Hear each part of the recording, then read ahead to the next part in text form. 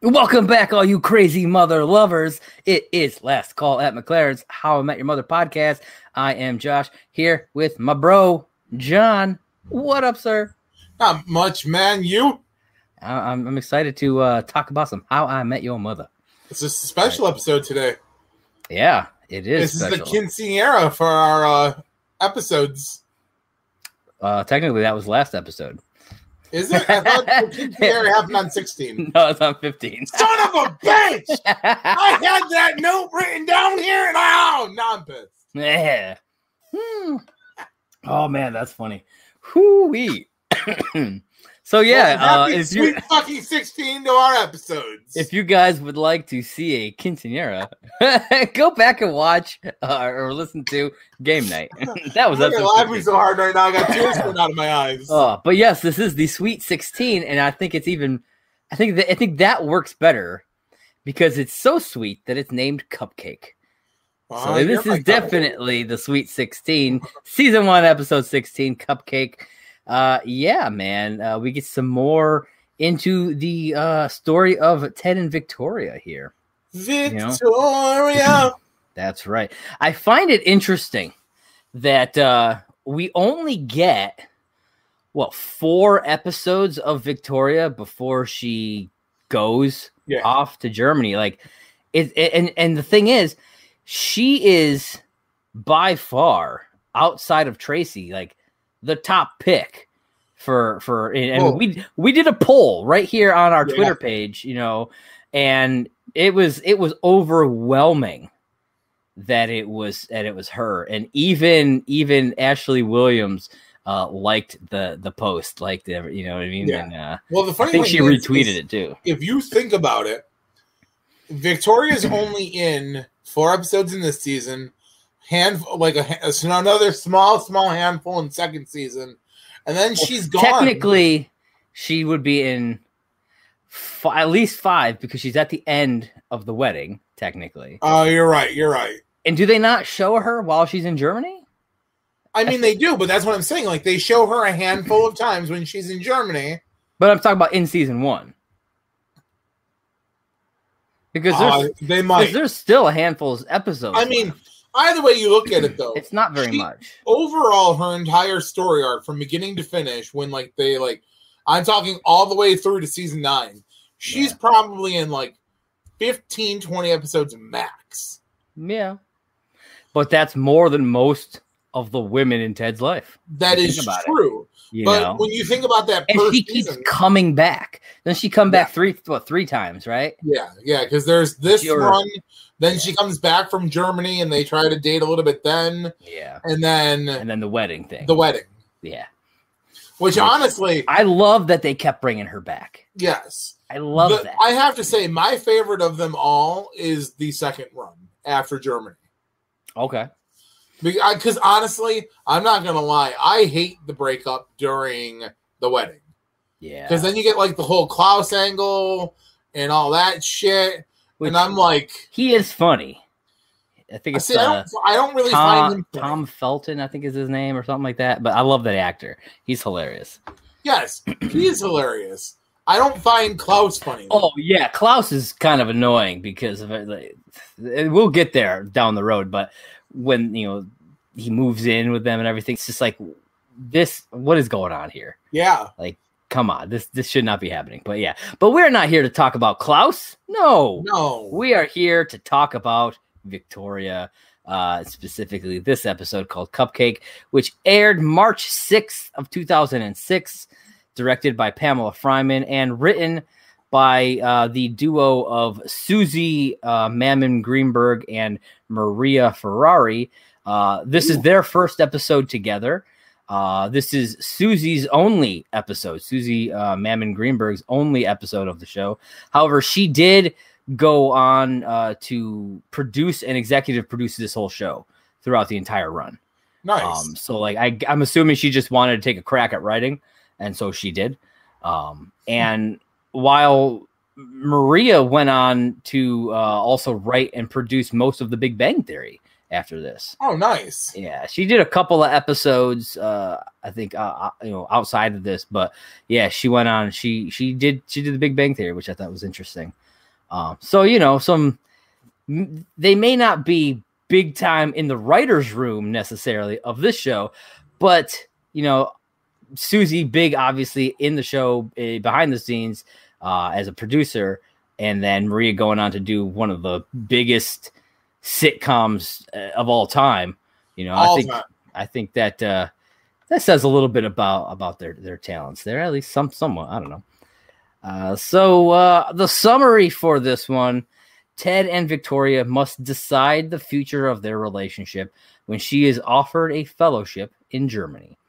Barney takes Marshall to buy a new suit, while Robin and Victoria accompany Lily to try on wedding dresses. Yep. Yeah. All right.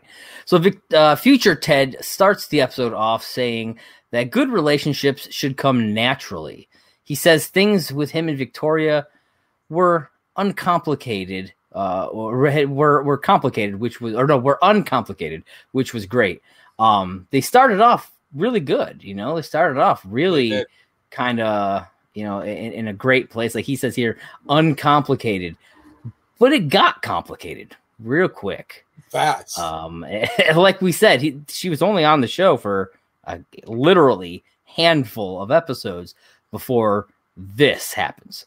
And it makes me wonder, because like we talked about in Drumroll, please, if they hadn't gotten that back nine pickup, that was going to be it. She was going to be the mother, and that was it. Yep.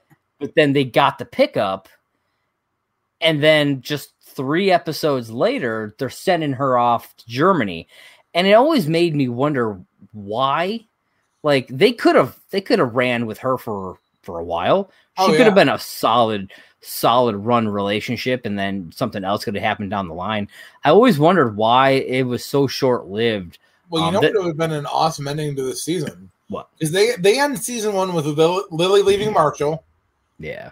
Which is wild that happens at the end of season 1. Like, when you think about it. But think about this. It would have been really funny if that would have also been the exact same episode where it would have been like the double breakup, essentially. It would have been Lily and Marshall, and then Victoria could have boarded the plane for Germany then. Yeah, dude, that would have been great because, they like to kind of pair what they're doing in the storylines a lot of times. I mean, not always, but a lot of times they do. And that would have been an awesome kind of mirroring of what's going on between the sets. I think the only reason they didn't do that is because Ted is a big reason why Lily and Marshall get back together. That's true. And they would have had to have relied on each other through that breakup, and Barney would have been the only one to have steered them, and Barney wouldn't have steered them in the path that neither one of them would have gotten back together. That's true. You are probably right there. But still, it would have been neat. It would have been a nice little thing. All right, so we see Ted and Victoria in the kitchen making some cupcakes. Though Ted's are not fully cooked, and he playfully puts like a straw in one because they're still liquidy. And disgusting. And they laugh, so it's like it's showing how kind of good their relationship is at the moment. Yes. They're having a good time with one another.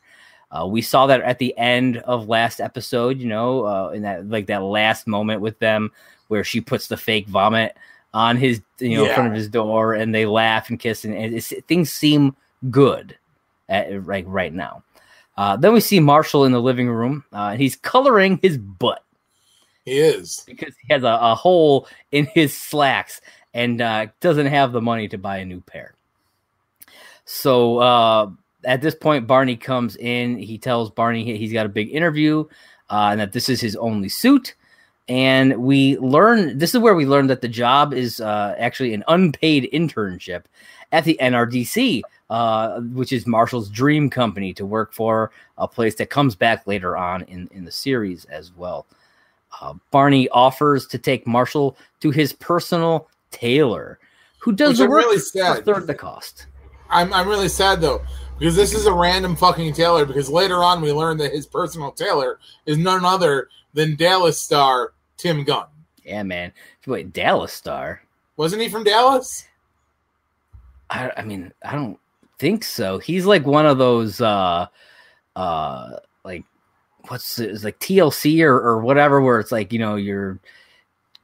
it's one of those reality show type things where, it's like Say Yes to the Dress type of a show. Oh. I don't know if he's specifically on that one. I never watched Dallas, so I don't know if he's on that. Huh.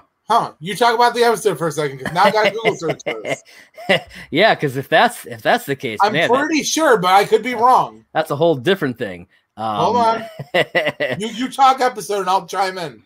Oh, yeah, absolutely. Like I said, this Taylor does his work for 1/3 the cost, but we don't know what that cost is going to be. We find that out a little bit later. Marshall, however, he's not interested. You know, he says, yeah, this will be fine. He doesn't want to go with Barney anywhere, pretty much. I don't think he really trusts him. Even though they're friends, I don't really think he trusts him all that much. Would you? Probably not. And then Barney just grabs, I think, like the pocket of Marshall's pants and just rips. Oh, he like shreds them. Yeah, man. And there is no saving those pants. So he's left with no other choice than to agree to go to Barney's Taylor. So let me head to the bar, and Victoria enters and joins Lily and Robin, who are doing a little bit of wedding planning there, specifically dress shopping. And I noticed that they like to, I noticed that they like to sit Robin and Victoria next to one another a lot. We talked a bit about how they kind of pinned Ted between them in the last episode. And in this episode, they've got the two of them sitting next to one another, which kind of, again, shows that these are the two at conflict here. You know, that the two sides of all of what's going on with Ted, really, because he is the main star of this show. Did you find anything out yet? I am wrong. You were correct. What's the show that he was on? He's been on his acting IMDb is Ugly Betty, Drop Dead Diva, Sex and the City 2. He was in the Smurfs with Neil Patrick Harris. That's funny. Teen Spirit, The Cleveland Show, Sesame Street, Family Guy, How I Met Your Mother, Inside Amy Schumer, The Real O'Neills, Zoolander, Nightcap. Nothing. It might have been Drop Dead Divas that I was thinking of. I'm not 100% sure, but he's produced a few things. Yeah, but okay. I was wrong. I thought he was on. Oh, he was producer on Project Runway. I think that's what it was, Project Runway. Okay, which then makes sense because it's about clothing and stuff. Well, then my apologies. For some reason, I thought Tim Gunn was on Dallas. That's okay. Because Barney refers to him as being like former TV star. I think Barney might say Dallas in an episode. Oh, I don't know. I mean, when we get there, I guess we'll have to take note and see what he says. But yeah, I never watched Dallas, so I had no idea one way or the other, to be honest with you. My apologies. That's all right. So we find out it is the 2-month anniversary for Ted and Victoria. Yep. Robin gets real passive aggressive here toward Victoria, kind of hiding behind her humor and fake friendship and all of this stuff. Really just kind of going at her. And we talked about how in the last episode, how she kind of gets worse in this episode. Yeah. And we're seeing that like right away. We're seeing her just. And it's really funny because when you think about it, okay, so it wasn't drumroll please. I believe it was the episode right after that. Ted does the recap of the first month of a relationship. It's all first. Oh yeah. And they recap. Yeah, that was zip, zip, zip. Yes, and it's all the first weekend. Yeah. So that whole weekend for them is their first month, but it's not their first month. Essentially, and it's kind of funny because now at this point we know in this episode, which Zip Zip Zip was literally 2 episodes ago. Yeah. So it's been 2 months. 2 months. Yeah. From the first weekend. Yeah. So we've gotten it in though, because 2 episodes ago would be the starting of it. Then we got 2 episodes to get to now. Yeah. And that's 2 months. 2 months. That's you really, from the end of episode 14 to the beginning of episode 16, it's 2 months for that one episode that we get in between. Yep. And so there's a whole bunch of stuff that obviously would have happened outside of that, we never get to see. We don't get to spend those 2 months with Victoria. No. You know, we don't get any of that, which is a bummer to me. I wish we had gotten a bit more of that. But I was just thinking about that. I was like, man, that's kind of shitty. That's wild that they just kind of time jump that fast with it. Yeah. You know, I mean, granted, they spent 3 episodes in the same weekend. That is very true. You know, so I guess they kind of had to if they want to keep on pace with the actual dates, because they try to keep the time frame the same as when the airing is. Yes. You know what I mean? And so in order to do that, you kind of do have to time jump if you're gonna spend 3 whole episodes in one weekend. That is true. You know, so well, I guess it would technically be probably like 4 or 5 days, about 5 days worth. But 3 episodes in 5 days, that's, you know, you got to do some skipping around at that point. That is true.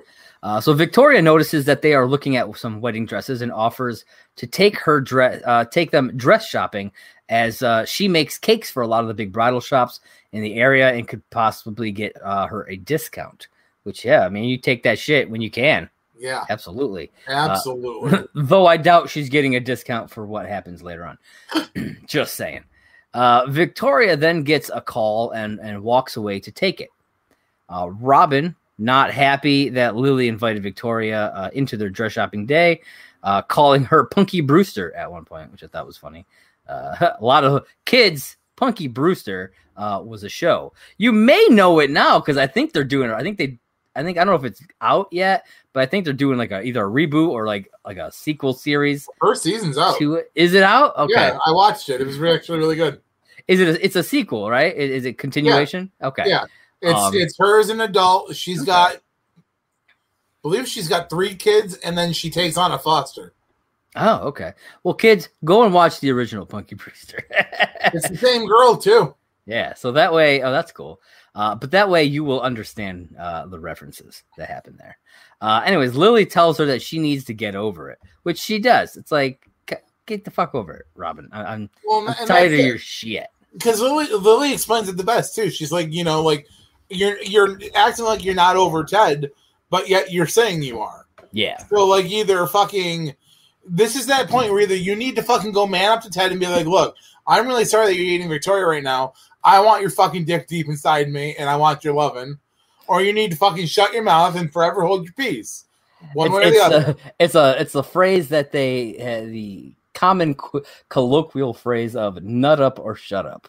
Shit or get off the pot. Shit or get off the pot. There's a lot of them out there. But yeah, she needs to, because this whole passive aggressive bullcrap is like, it's not a good look on her. It's really not. No. So Victoria walks back over to the table and reveals to them that she has just been offered a culinary fellowship in Germany. That's right. A long walk. And it is, in fact, Germany, Europe, as Ted needs some, explanation of later on. We flash to her with Ted. He's shocked by the news. And we find out that it's a 2-year fellowship. Yeah. For a long time, They seem to like the 2-year thing. Got 2 years in the Peace Corps, 2 years in Germany fellowship. True. They like that, it seems. Well, I mean, a culinary fellowship, depending on what you're going for, they tend to make those long anyway because they want you to get enough training and they want you to be able to represent where you're going. Yeah. No, I get that. And if she's really interested in this donut fellowship, then she'll take it. Donuts. Then they now have a decision that they have to make, and it really has to do with what will this mean for the relationship, and where do they want this all to go. They both agree that long distance doesn't work, and they only have a few days to make this decision. So, it's obviously something that they really have to think about. They decide that they're going to take some time to think about what they want, and they're going to discuss it the following day. We then cut to a split screen between Marshall and Lily, both of whom are getting tailor fittings. When they hang up, we stay with Marshall. Ted is there. They are at Barney's tailor It's in the back room of a pet store, apparently. Yeah, it's really weird. Yeah, which I think is hilarious. Kind of sketchy. Yeah. I mean, it's Barney. Barney's full of sketch, especially in the early stages. And Ted is there being mopey about the whole Victoria thing, and Marshall agrees with him that long distance does not work. Well, Barney reveals that he's juggling 4 long distance relationships right now. And I think it's hilarious because 3 of them are like in different places, like different countries, but one of them is in New York, and he's the one who's supposedly in a different country, which I think is hilarious. It's a total Barney thing to do. It is a total Barney thing. We'll get into some stuff like that in the later part of this episode when we do Barney's blog. We're gonna talk a bit about some of that stuff, which is gonna be pretty funny.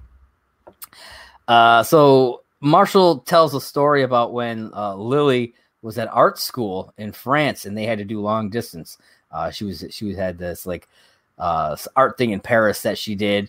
I think it was a summer. I think they say it was like a summer thing in Paris, and he went out to visit her, which I found interesting. It's like, damn, dude, you just got some money to drop to go visit her in Paris. Like, and that's what I'm saying. Like, shit, man. Like, maybe you should have been saving that money. Just right. Saying.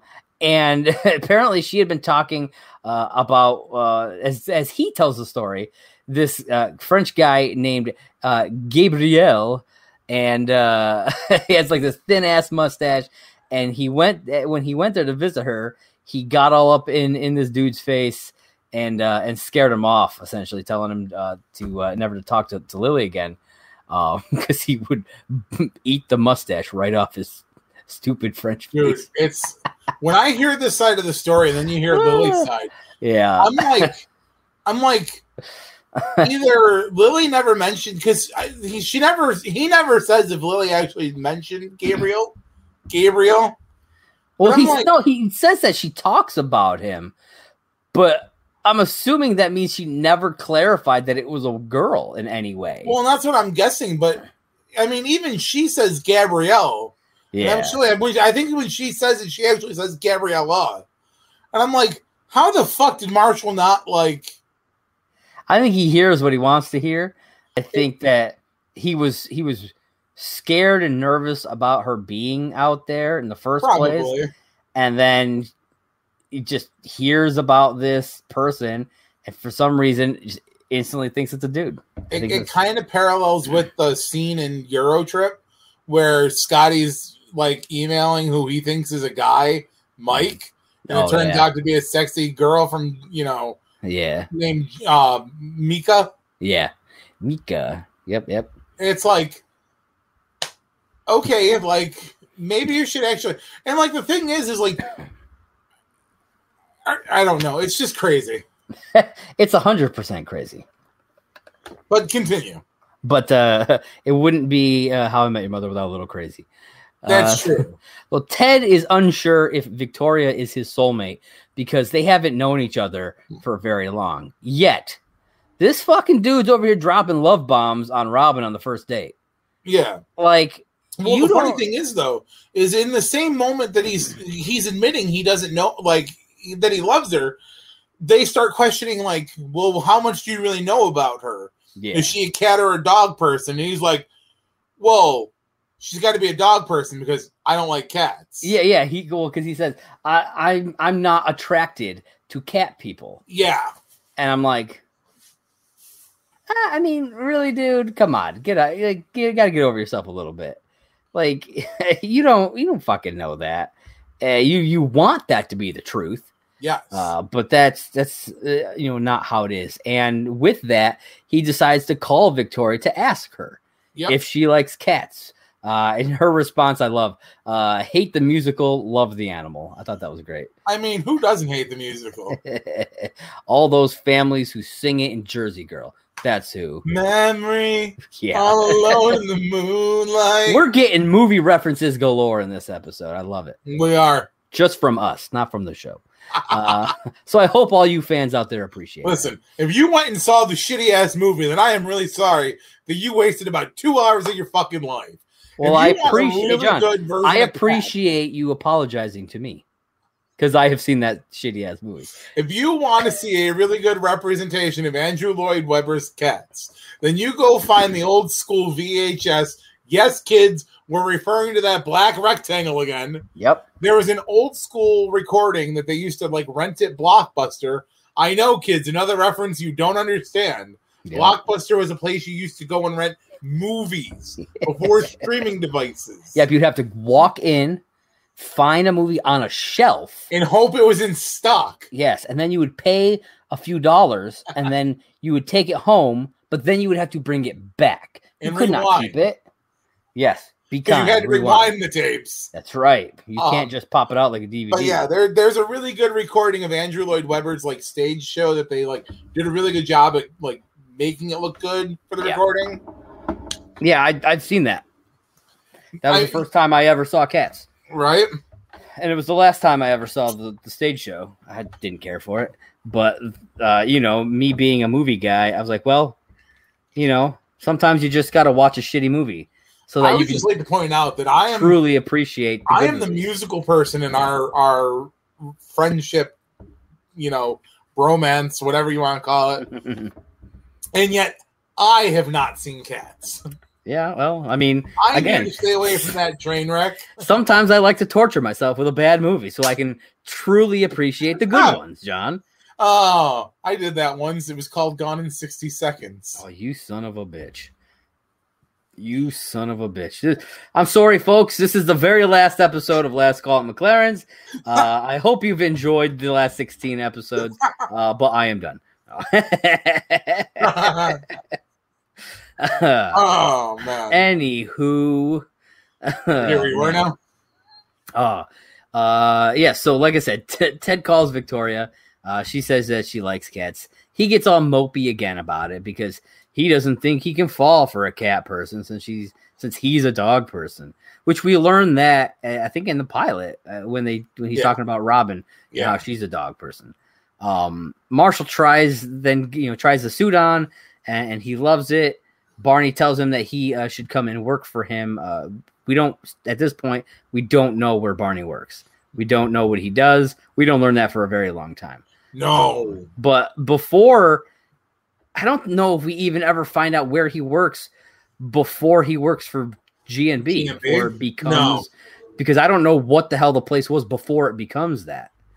They don't ever tell you what it is before it's GMB. Yeah, so it wasn't always that. And we don't really find out about the whole GMB until the Red Door episode. Yeah. Because that's the first time. I think they might reference it like once before that. But that's the real episode where it becomes a staple because like GMB is everywhere. And Marshall, you know, he's got the big interview coming up. And, you know.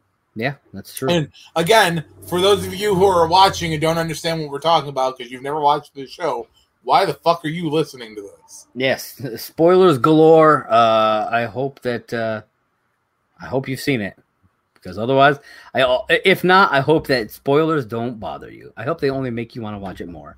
Because anyways, Marshall still says no. He says that he has made up his mind. He's not coming to work for Barney's company. Yep.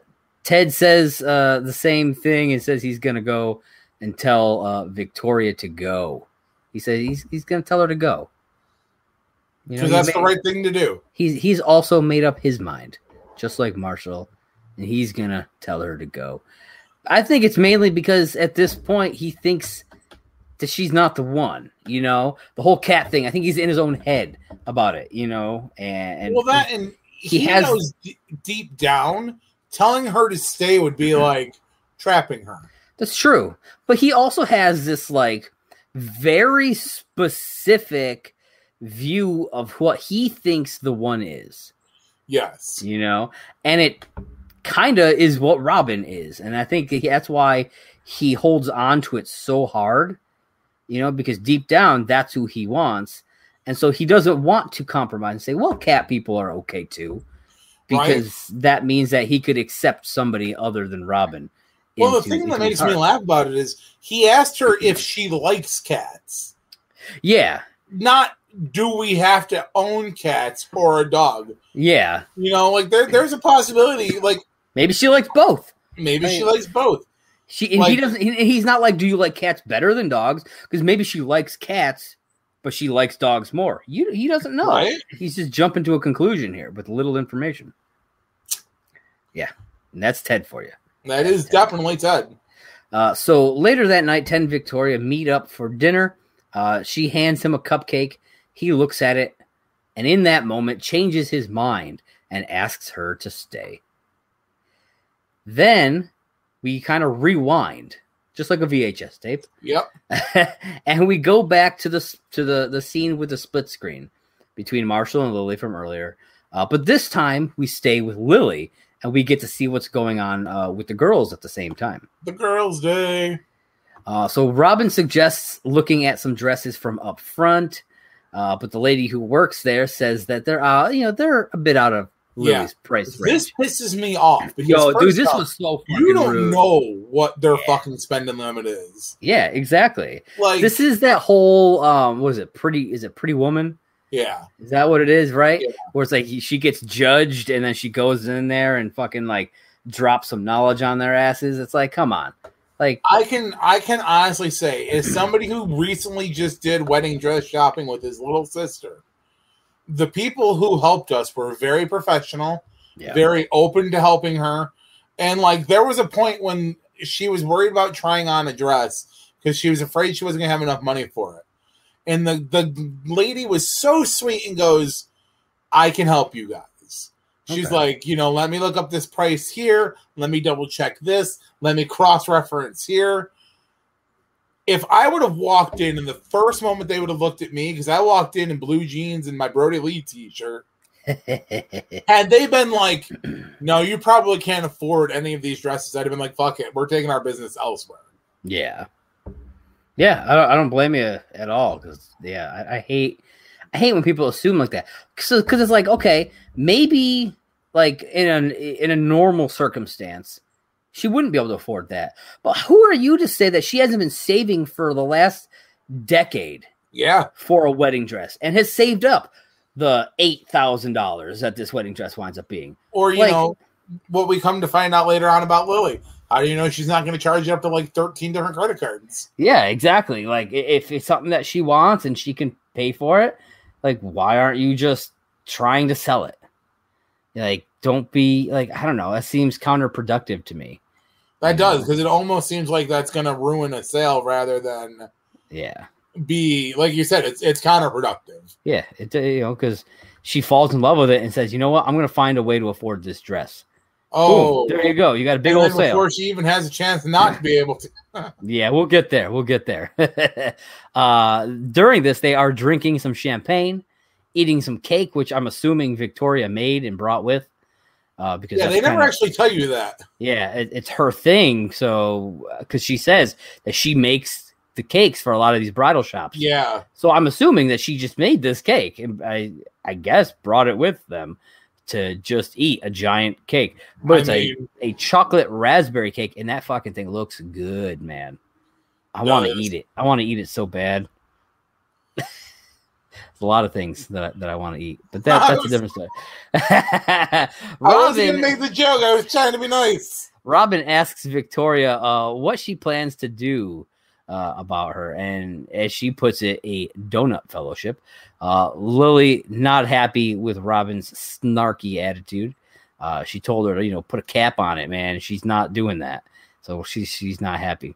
But Victoria, she's not really picking up on all the passive aggressiveness that Robin is putting out there, and she just talks about how she's hesitant about the long distance, and Lily agrees. We find out that she feels the same that Marshall does about long distance, which I thought was interesting.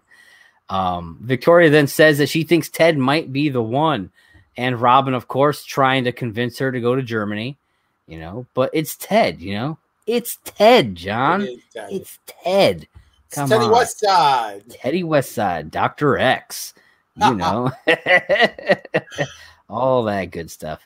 Then Lily tries on a couple of ugly dresses. I love the first one because they're like, it's short in the front and long in the back. It's the mullet of wedding dresses. That was hilarious to me. I loved it. And I've seen people like buy those types of dresses. And I'm like, yep. Why? Like, what went wrong in your life that made you think that was a good looking dress? I'm just saying. Oh, it's terrible. It's terrible. Wow, Josh is definitely putting some people in check today. Yeah, man, that shit's terrible. I don't care who you are. That shit's terrible. Looks wrong. Like, no. So are you saying people who wear mullets are wrong? Man, I love you, but no. I hope you never have a mullet again in your life. Only one who should ever have a mullet is Billy Ray Cyrus, and that's it. He's the only one. He could have that right now, and I wouldn't care. He might. I don't know. He grew his hair back out. Did he? Like he's got like decently long hair now. If he wanted to have a mullet right now, I'd be like, you know what? That's your thing. That's like your trademark, and you can have that. No one else, including you, my friend. Oh, including you. What you got going on right now? That's your look, and that's what I like to see. Yeah. It would be weird if you actually like grew your hair fully out like mine. That would be weird, man. I don't know how I would handle that. I couldn't do it. Yeah, it'd be something else. Anyways, then Lily decides to tell her side of the Paris story, and we find out that Gabriel was actually a female roommate named Gabrielle, and Gabrielle stopped talking to Lily after after all the stuff that Marshall did, though Lily never found out why. She said I think it's kind of funny that like she doesn't figure it out, the connection. Yeah. She talks about how she was real self-conscious. She had about this little mustache that she had and everything. And so we're like, oh man, Marshall went there and just trounced on this girl for no reason. Like, oh, dude, just completely ruined it. Lily does the best description. She's like, she was homely. She wasn't like the cleanest girl. Yeah. She's like, she had like this little mustache. Which she was self-conscious about. I love Marshall. Like, I'll eat that mustache off your face. I love Marshall's reaction because I didn't mention this before, but when he says to the guys, he's like, he was a little guy. He's like, I knew I could take him. He's like, I don't fight much, but I knew I could take him. Yeah. And then I like how he's like, I wasn't proud of this. I was proud. Yeah, he's like, honestly, to be honest, I wasn't proud of this. To be more honest, I was. And he just smiled. I was like, yeah, you would be. So then Victoria gets a call from Ted. This is the call that we saw, so we're seeing the other side of it. About the cats. Robin mocks her to Lily for being a cat person. I'm just like, you need to cut this out, Robin. Yeah, it's like getting really petty. Yeah, and it's like that Lily is not okay with this, yet you're continuing to do it and doing it to her, like right to her face. Yeah, it's like I feel like that's just disrespectful to your friend, who's asked you not to do this during this time. Like, just let it go, but she can't. If Victoria thinks that Ted wants to get a cat with her because she hears animals in the background, because they're in the back of a pet store, but she doesn't know that. And then Victoria decides to go get one of those front window dresses for Lily to try on, and she leaves. And when she does, Lily confronts Robin about the way she's been acting. Robin calls the fellowship a super important dessert scholarship. It just gets more and more passive aggressive from her. Goes from donut fellowship to super important dessert scholarships, just dripping with sarcasm here. Man, it's just all over the place with this one. Never mind. I'll be clean about it. Then Victoria brings in the dress, and Lily is super excited. She runs off to try it on, and Victoria and Robin, they begin talking. And Robin's actually nice to her here, which I thought was interesting. She's kind of nice.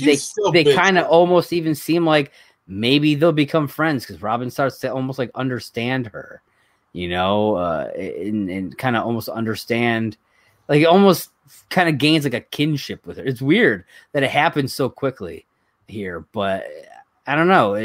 Things just kind of flip for her right here a little bit. And Victoria decides that she's going to stay. I'm like, okay. So then Lily comes out in the dress, and it is a stunning dress. A beautiful dress. It looks great on her, but it is super expensive, as we learn. An $8,000 wedding dress. Oh, yeah. Ooh-wee. Yeah, no, thank you. I'll pass. Don't think so. My entire wedding cost about that. Like the whole thing, everything. So, yeah, let alone like to pay that for just a dress. Get out of here. Then Lily goes to sit down and sits right on the cake. Now, here's what I'm saying. I'm like, does she not realize that there's not a chair right behind her? Like, so she was just willing to sit on the table, even if there was nothing on it. Like, really, you're just gonna sit on the table? Yep. Without looking? Well, here's my thing about this whole little spot right here. They saw her like turning around and then start to sit down. Why did none of the other two stop her? Yeah, she was backing up toward the cake. I think they were just too like in awe of the dress that they weren't even looking at the fact that she was backing up toward the cake. I mean, still though, you've got to be like all about your surroundings when you're doing that kind of shit. Yeah.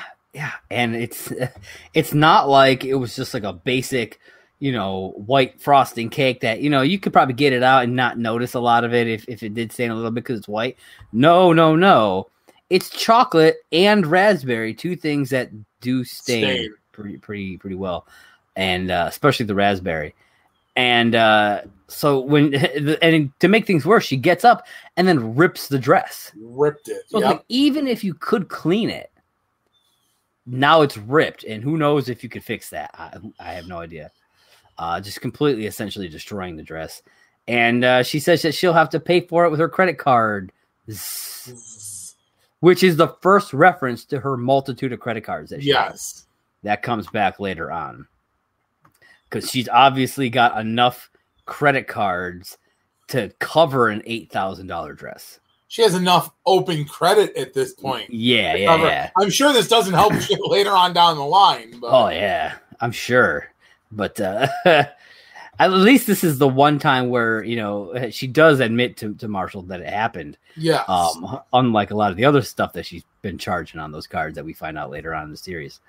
But yeah, so we flash to the restaurant where Ted says that he wants her to stay. So we're back at that point in the episode. And then Victoria changes her mind in the moment. She at the bridal shop, she had said that she was gonna stay. She's gonna stay. And just like Ted changed his mind in that moment when he saw the cupcake, as soon as he said that, she changed her mind and said that she has to go. Ted is shocked, as is Victoria. I don't think she didn't think she was going to say that, but in the moment, that's what came out. That's what she feels. And she asks Ted if he would ever consider moving to Germany. And he thinks that's crazy, which, I mean, I get it, but he could have said it in a better way. He could have said that in a much better way because honestly, I'm not going to lie. If I didn't have the life I had right now, if I was Ted Mosby in that instance for Victoria, yeah, I'd probably go to fucking Germany for 2 years. Yeah, especially it's 2 years. It's not like, okay, we're going to go to Germany and live there forever. Yep. It's 2 years. I mean, shit. Later on, we find, at the end of the series, Lily and Marshall and their family go to Italy for a year. They go to, so it's not like, like that's a thing you could do. You go 2 years to be with this person that you claim that you might want to be with, that whatever. And if it doesn't work out, just fucking fly back. Yeah, exactly. Just come back home. That's the thing, though. So, I mean, at this point, Ted's not doing anything with his life. Yeah. We don't even know if Ted's architecting at this point. It's not really talked about yet. Yeah. For one, you can build shit anywhere. Yeah. Anywhere. Yeah. You could easily get an architecture job in Germany, probably. And two, you claim you really, really love this woman. That's the kind of fucking thing is it going to be easy, disappearing for 2 years off of like everybody's radar? No. But cell phones exist at this point. Marshall and Lily, they're going to understand Barney's going to be butthurt a little bit, but it's true. Yeah. And, you could write to, your friends and everything. And like you said, talk, whatever. Like they could have made this work. Yeah. I don't know what Ted is doing for a job, actually. Yeah, because they don't actually tell you at this point. Like, it's still kind of like, yeah, I don't even think they reference him being an architect yet. I don't remember. No, they do, because during the party he's holding his T square. That's right. So yeah, I don't know if he's working for a firm or if he's just like freelancing architecture stuff, and that's how he's making a living. But yeah, you don't really know. But the same is for Marshall, because he doesn't have a job right now. But I don't know. Has he not had a job for the entire 16 episodes that we've been watching? Right. I'm not sure. Well, we know that he was studying for his law degree. Yeah, he was studying. So I guess that just means he was just in school and just not working. And so that means Lily was the breadwinner. Damn. And covering, if he's not working, how's he covering his half of the rent? How's he covering anything? That's true. Which makes me think she's been covering it. And that's one reason why she had no problem just staying there whenever she wanted to. You know what I mean? But you never really learn at this stage, at least, about jobs. And that's one thing that I think, even just throwing some lines out there, let us know so that these questions are answered early on. I think that they should have done, but they did not. They didn't. So Ted then says that it sucks that they have to break up, and that's when it kind of gets real for both of them, because that thought hadn't really come up. It's like, well, if we decide not to live in the same place, then that means we have to break up. Because neither of them think that long distance will work. So it's instantly it's like, well, I guess this means we're done. And that's wild. It sucks, and it really just sinks in hard for both of them. Yeah. So then back at the apartment, Ted is telling Marshall about what happened while Marshall is standing there in his new suit, kind of like acting like a model. It's hilarious. He's so confident. The suit just gave him all the fucking confidence. Well, it's not even about the confidence. It's that he's trying to get Ted to notice. That's true, too. Yeah. He's just kind of like... Yeah. And I love how Ted's saying, like, new suit. And he's like, I thought it was weird you hadn't said anything. Yeah. And then it looks damn good on him, too. Ted fucking puts his leg up, and Marshall's like, new pajama pants? Yeah. Yeah, because that's all Ted's got going on in his life, is pajama pants. He reminds Ted, that Victoria's not gone yet, and that they should spend one more amazing night together doing air kicks and all kinds of shit. Yeah. Because if you were going to lose your leg tomorrow, would you sit around being sad about it? Or would you go running and do air kicks and climb shit? Yeah, but I love Victoria's response to this. How is you bad enough one moment that you're going to lose it, but then you're out doing air kicks and all this other stuff on it? Yeah, I love that. So at the bar, Ted tells Victoria all this, and they decide to do all kinds of things together. All of that shit. But instead, they just have sex all day. It's okay. I mean... But he does not tell his kids that. I'm just going to say straight out, if you were with a woman as hot as Victoria, would you not spend an entire day in bed with her?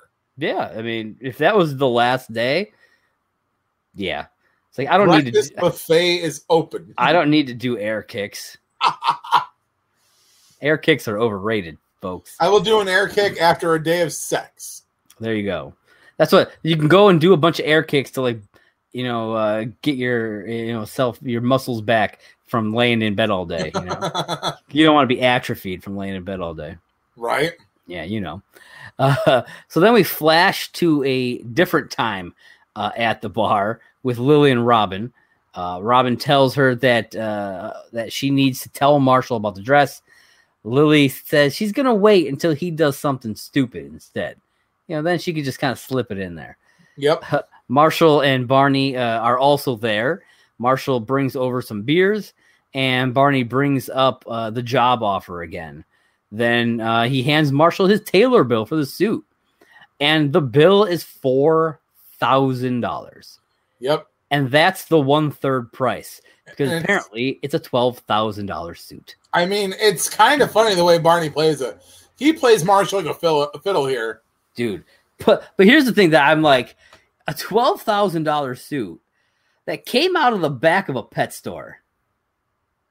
You know what I mean? Like, yeah. Apparently, though, he's supposed to get a free rabbit with the deal.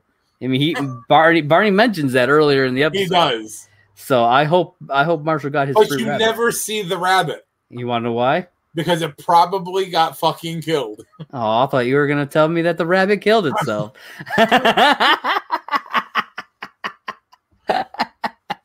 That would have been way more entertaining. I'm just putting that out there. I mean, I wonder if you just see a rabbit just get its hands on a gun. There's a rabbit. Unless the pet store, suit store is somewhere near the Chinese place that takes over like Lily's. Because then maybe they cooked it? Maybe. Maybe it showed up at their door on purpose because it wanted to fucking kill itself. There you go. So Marshall is kind of pissed that Barney set him up, you know? Oh, yeah. He's livid about this. And he still refuses to take that job. He's like, at this point, he's just being defiant, you know? He's like, out of spite, he's saying, no, screw you, man. You did this to me. I'm not coming to work for you. Yeah, he's straight out. He's like, I'll find a way to pay for this suit. Yeah. And this is when Lily decides to tell him that she destroyed an $8,000 wedding dress. And he quickly changes his mind and takes the interview. Yeah, I love how he's like, so the interview's and Barney's like, 9. Yeah. Then we go to the airport. Ted and Victoria are saying goodbye. But before they go through the gate, Ted tells her that he wants to try this long distance thing. Yeah. She agrees. They kiss. And he says that, they'll make it work. But this is where future Ted spoils it all and says, but it didn't. It didn't. Just spoiling that whole relationship for the audience. And then this is where it cuts to the credits. And I was kind of pissed. Like, because I forgot that he did that. Yeah. Like, obviously, we know that it doesn't last because we've seen the show. But think of how much more impactful it would have been had that line not been there. Yeah. It could have just faded to black. Like he's like, we're going to make this work, blah, blah, blah, blah, blah. And she's like, you're right. And then as she goes like through the boarding gate, they fade to the black. Yeah. Think if they'd have played it out where like we never like nothing's ever mentioned again. And then the breakup comes. Dude, you'd have been fucking destroyed. Yeah, because now you're sitting here like, okay, when's it coming? What's going to cause it? Where, but yeah, I think it was a mistake for them to spoil that. I agree. I really do. Now, like, because this is the first season, so we don't actually know whether or not that's the mother. That's true. You know what I mean? I mean, he's telling the story, but I mean, you don't know how the story's supposed to end. You don't know like where he would wrap it up for his kids. Yeah. As far as you know, at the end of season 1, he could reveal, well, this is the mother, and then they just tell more stories about their life. We don't know at this stage in the game. So for them to spoil that like that, I don't know. I don't like that. It's one of the big things that always pissed me off about this show anyway. They spent 9 years building up to, 8, because we find out about Tracy at the end of season 8. That's true. They spend 8 years to reveal her. The 9th season covering like how she ends up with the group, how the group meets her. There's a couple of episodes where they really focus on like she meets Marshall, she meets Lily, Barney. Yeah. There's the introduction to Robin, and then there's her entire story of how she gets to Farhampton. They give us all of that in one season. We don't get to spend any time with Tracy at all, really. And then they fucking kill her. Yeah, but here's the thing.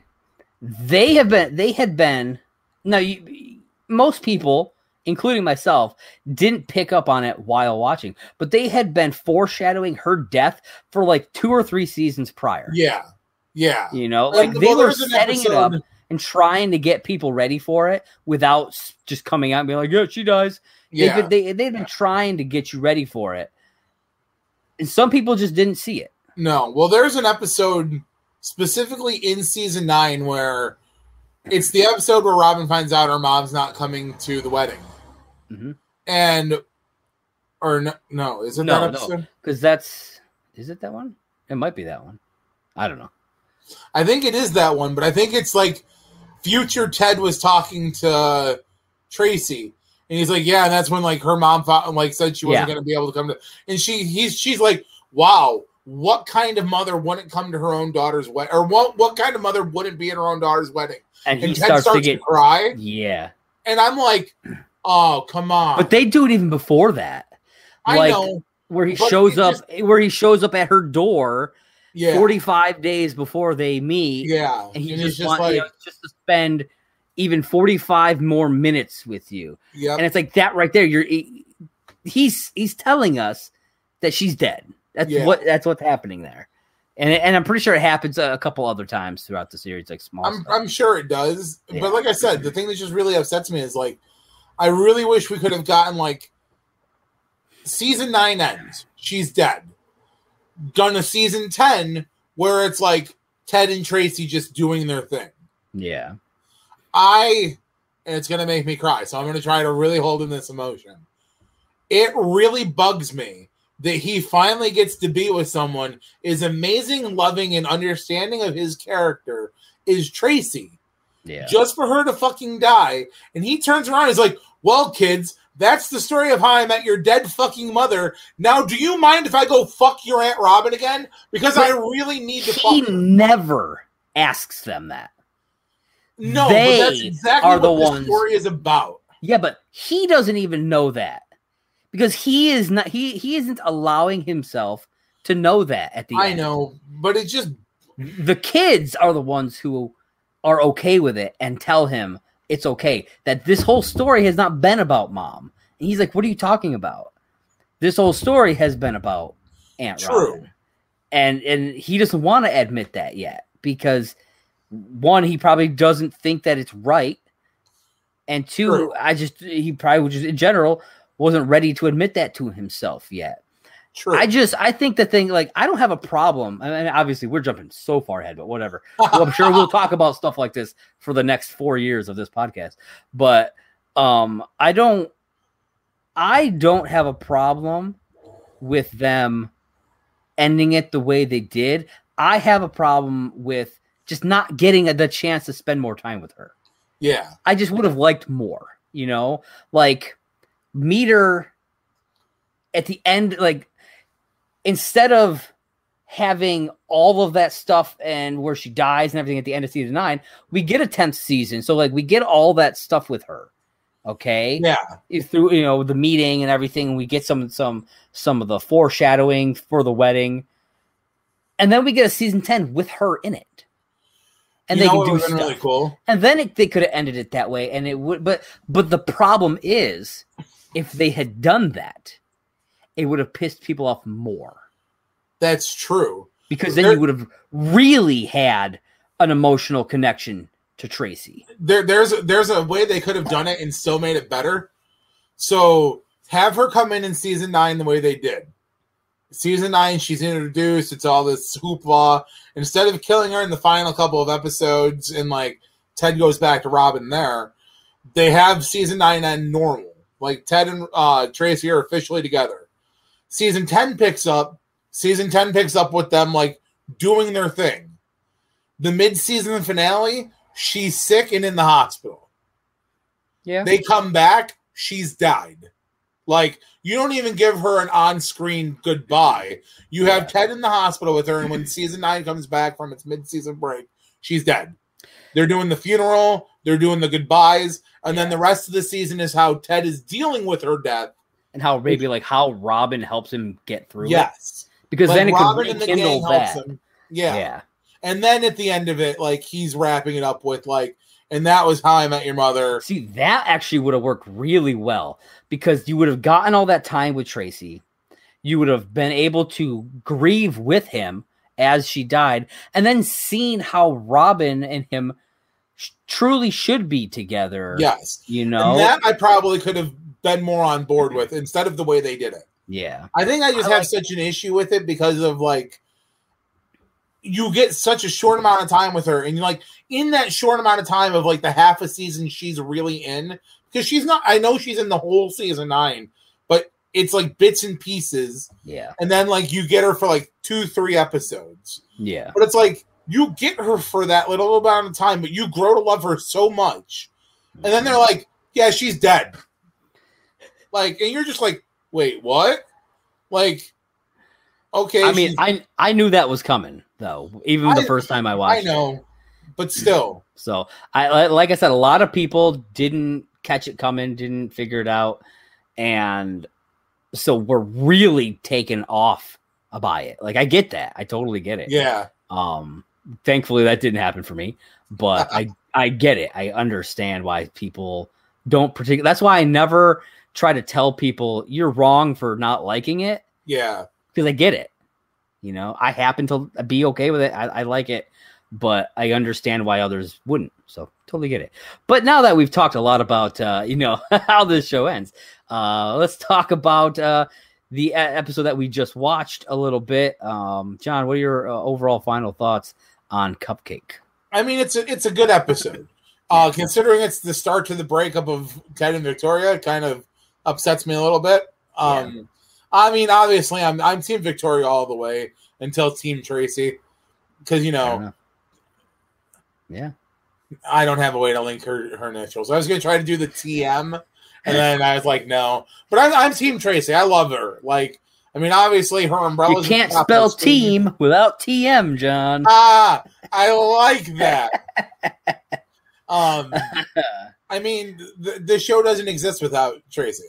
Yeah. Like, I mean, granted, it could have been Victoria, hypothetically, but it wasn't. It's true. And they gave us multiple times where it's like, oh, is it going to be? She keeps coming back. Maybe this will be the time.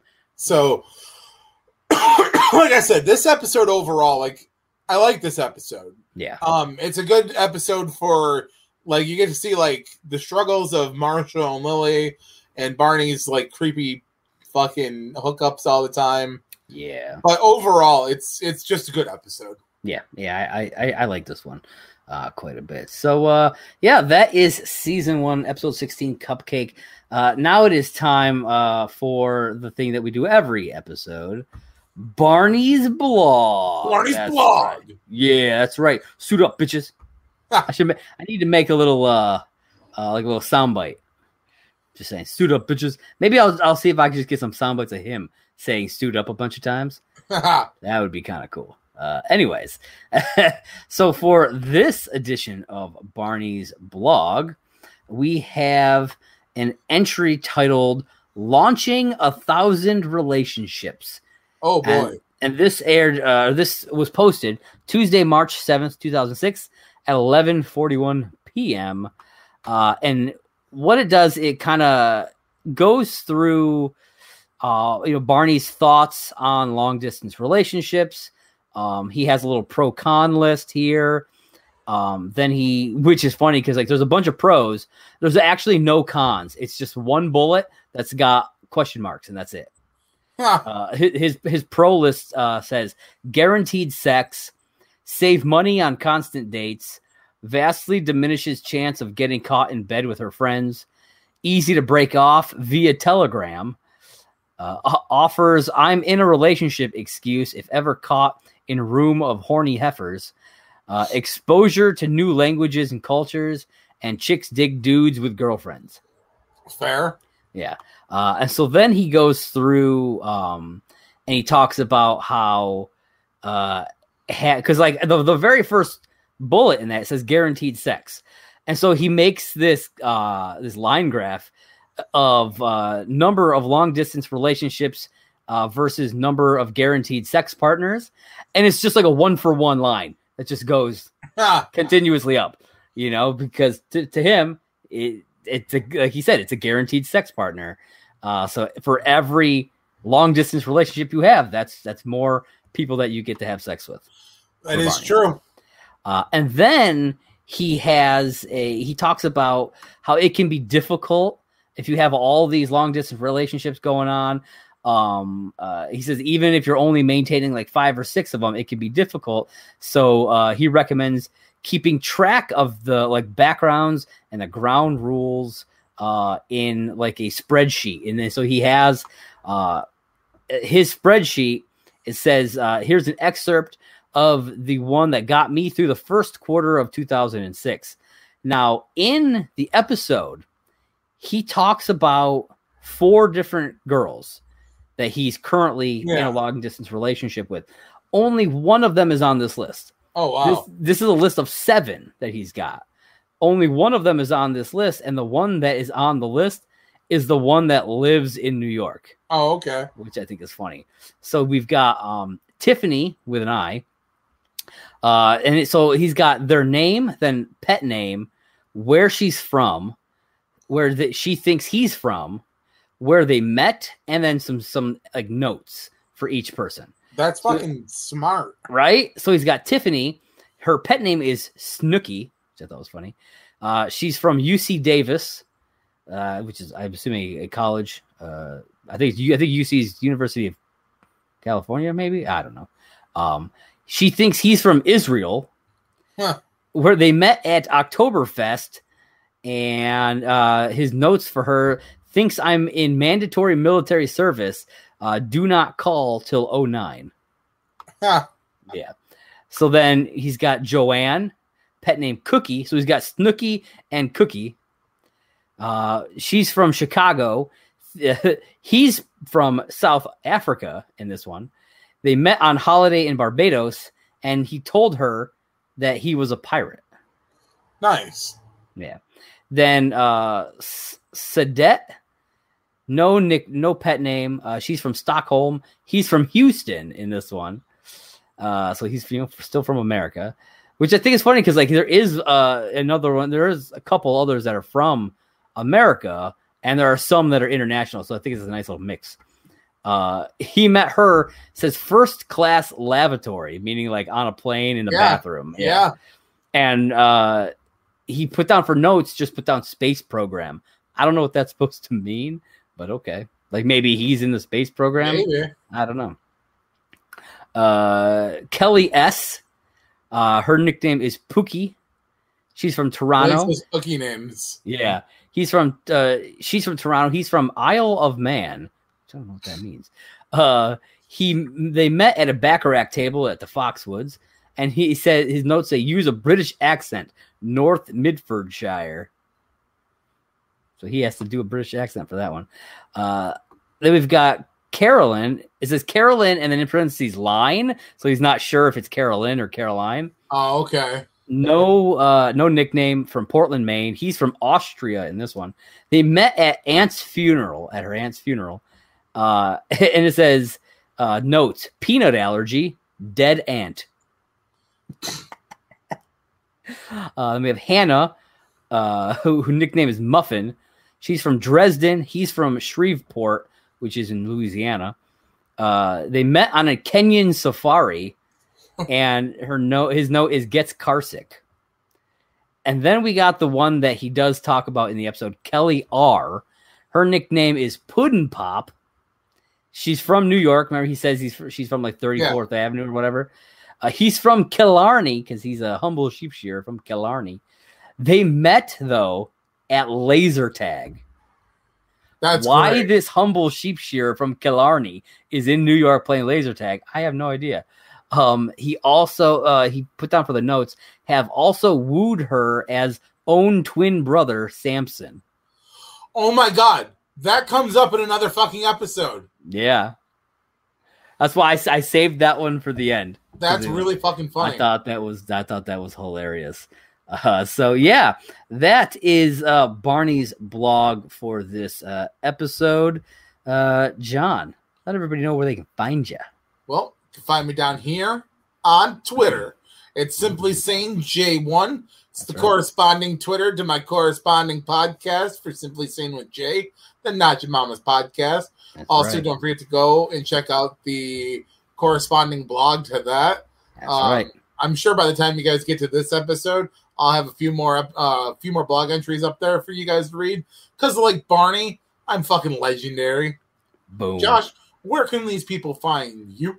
You can find me on Twitter at JP Raynor. That's JPRAYNOR, as well as right down here. My finger went too far. You literally stuck your finger in it. That's what she said. At Movie Blog, that's a whole different show, guys. That's a whole different show. At Movie Blog, Merc, that is the Twitter page for my site, Merc with Movie Blog.